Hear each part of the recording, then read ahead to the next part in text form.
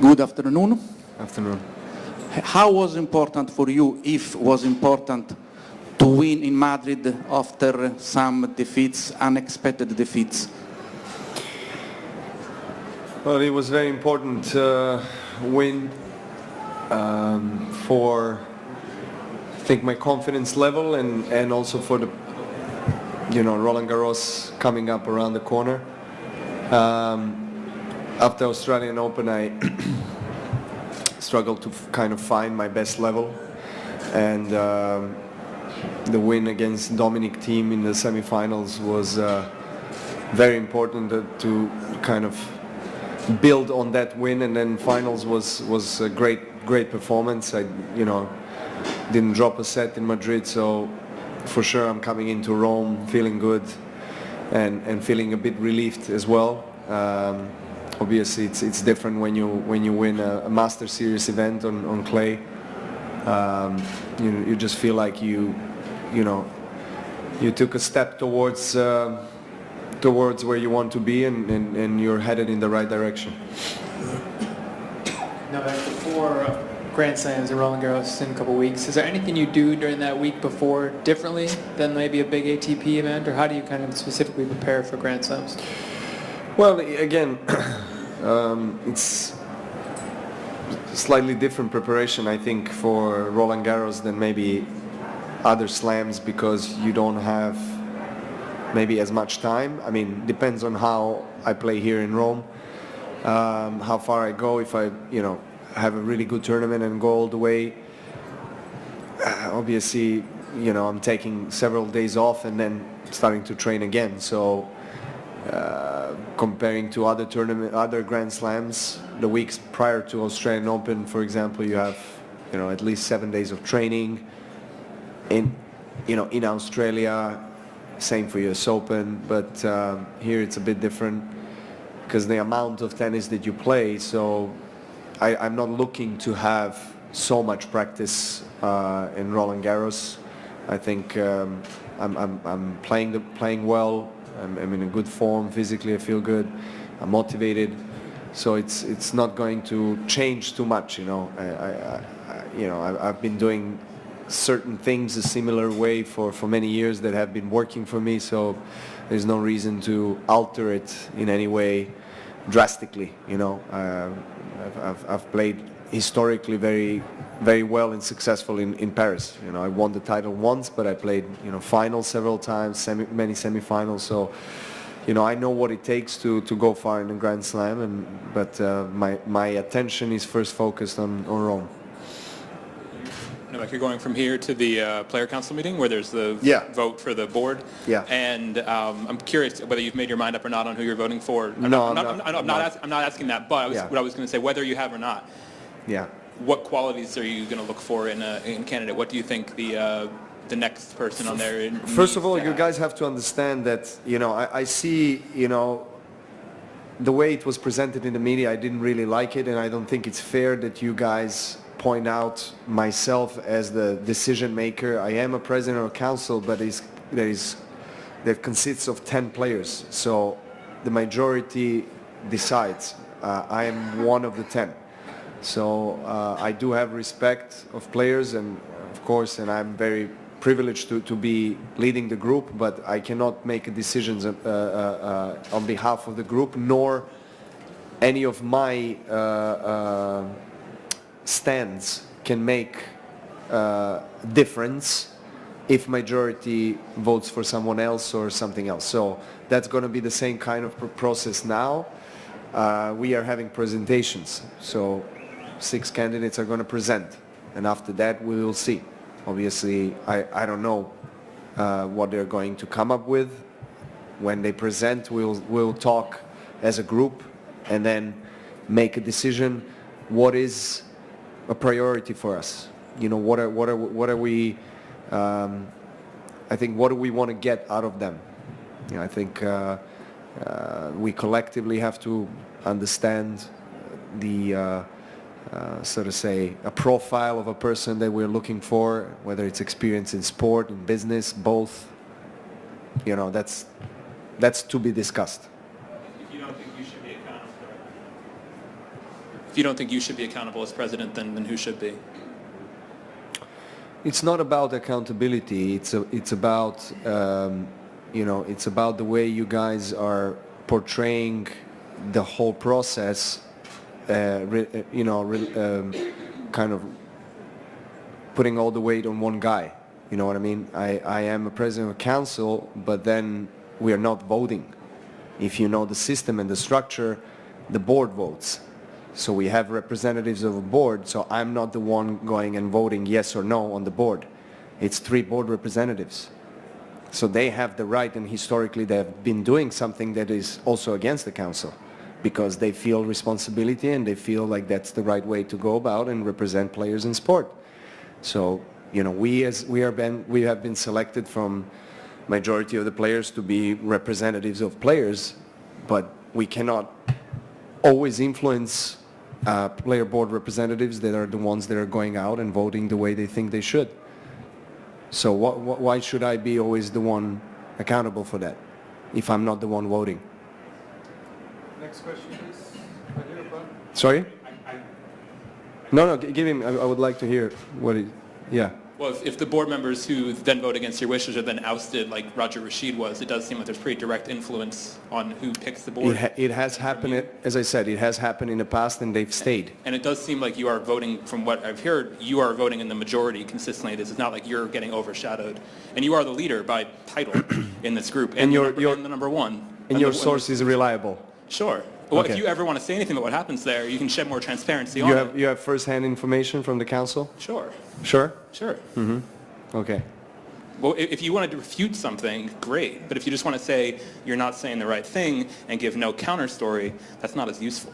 Then we can work on a one later, okay? I would like to answer that, please. So,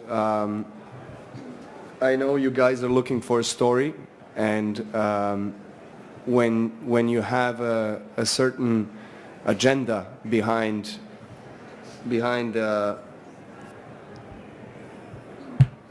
certain stories and articles that are written, and you cannot always react and act from the position of defense, because then you would expose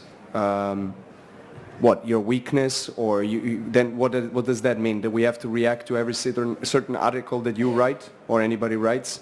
Because you're exposing council, you're exposing me as an individual, that I am against certain individuals that were, on the board or leading the association or something like that. I just don't understand your comment about that we have to react with the opposing story on every single article. It doesn't make any sense. Why would we? Not asking for reaction, asking for any degree of... But that's what you said. That's what you said. You said if there is a certain story that has been portrayed in the media, then you're expecting an opposing story, so you can counterbalance both, and you can then compare, and you can understand who's right or who's wrong, right? That's all I want is accuracy, and I feel like with no transparency, that makes it very tough. And if all you're saying is you're wrong, So- not giving any sort of... okay. So you believe that any story that is out there is transparent and honest and true? I'm not saying I vouch for every story any people have written. I don't know every story. Well, you do vouch for every single information that you get from your allegedly reliable source, right? Well, I'm not sure what information I have that you disagree with me personally. I don't know. I'm not pointing out on any specific information, but you're saying, you're actually, it's quite paradoxical what you're saying. I mean, you're saying from one hand, I don't vouch for every story, whatever, but you get information from your source, and then you write about it, you tweet about it, or you put it out there, you create the buzz, you create the friction, and then of course it creates a story, it creates the whole wave of tsunami against us, and then what are we supposed to do? React on every single tweet? No, just a second. React on every single tweet. I mean, it's not fair, really. I mean, before understanding the proportions, the ramifications, understanding what you're doing with every single tweet that you have to our sport, to our players. I'm not saying that everything that you're tweeting about or writing about is wrong. Absolutely not. I respect. You're looking for a story. I understand that. I respect you. But what specifically is wrong? If you're saying not everything is wrong, then what is wrong? No, but you're pointing out on a specific information. I'm pointing out on the whole process of what is the way you go about things. You know, that for me, it's not fair. I mean, if you want to write the whole story and understand the both sides, then you would get a little bit more information rather than calling out counsel or myself or anyone else in the process when you get your information from whatever source. When I try to get information for you, you say nothing. So I don't know what I'm supposed to do. And I should let other reporters ask questions because I don't want to take up everybody's time. I mean, okay, I'm not the president of ATP, so you're asking me, you know, I mean, I understand you want to get information from me. I can give you some information. I'm just not in that privileged position to give you, or I can, but then it's not fair towards president of ATP or board members that are supposed to also communicate. I mean, then, you know what I mean? Because, you know, I feel that I've been exposed way too much for being a president of the council and having that role.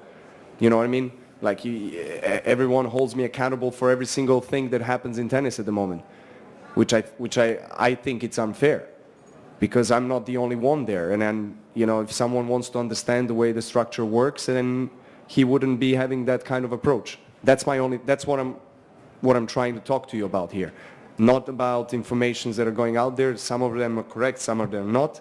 I just feel like the way we go about things, there is a lack of respect, I feel like, and just pointing out to one guy and, you know, putting all the pressure on him. So that's why I think that's the only thing. I mean, nothing against you personally. I'm just feeling like the process could be handled differently. Thank you guys very much. Thanks. No, I mean, yeah, they want to ask about tennis for sure. A couple more questions and then we really have to get back. My favorite here. Thanks, Novak. Not too bad. This conversation. Now, I wanted to know, did you hear that the Italian Tennis Federation decided to double the price for the tickets tomorrow because there is Roger Federer playing?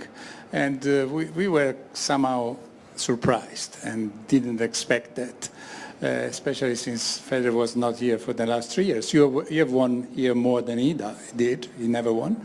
So what is your reaction to that? Do you think it's fair? Do you think, because what it was said was that the price was doubled because they wanted to say thanks to those one who bought the tickets first. Because they paid less and they must be happy that someone else is paying more. So that is what was the reason which was given. So I'd like to know what you think about, with your sense of humor.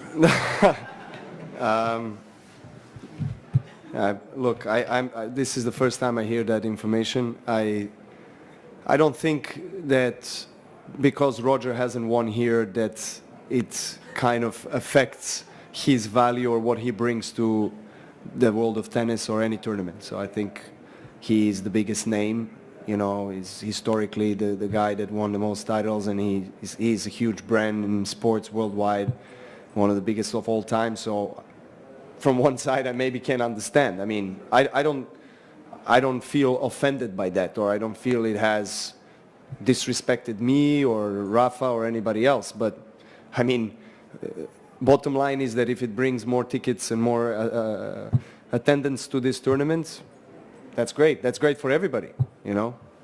I hope it does. If not, then too bad. Last question, Okay. please. Are you surprised that Zverev lost today? And what do you think about Cecchinato as a player? I'll answer the Cecchinato first. I respect him a lot. I think. Berrettini. I'm sorry. Okay. Berrettini won on Zverev. Okay. I haven't watched Berrettini too many times. I've seen he has done really well in the last 12-15 months. I think, you know, he's won some titles and he's played really well. He's very tall, very strong guy. Has a big serve and moves well for his height. I watched it in the locker room a little bit, and they have kind of similar styles. I mean, they're tall and big serves, and Look, Matteo had a huge crowd support, so you know, if you're playing in Roma and then the whole stadium is supporting you, it can be a big advantage, you know. And he didn't have really anything to lose, and Sasha is already established top player. He's expected as a top player to reach final stages of a tournament, and then of course all these expectations can sometimes play with you mentally, and on the court you're just uncharacteristically maybe sometimes make some errors and you can't play certain shots that you normally do. So it's well done to Berrettini. I mean, what can you say? It's a great success for him. Thank you.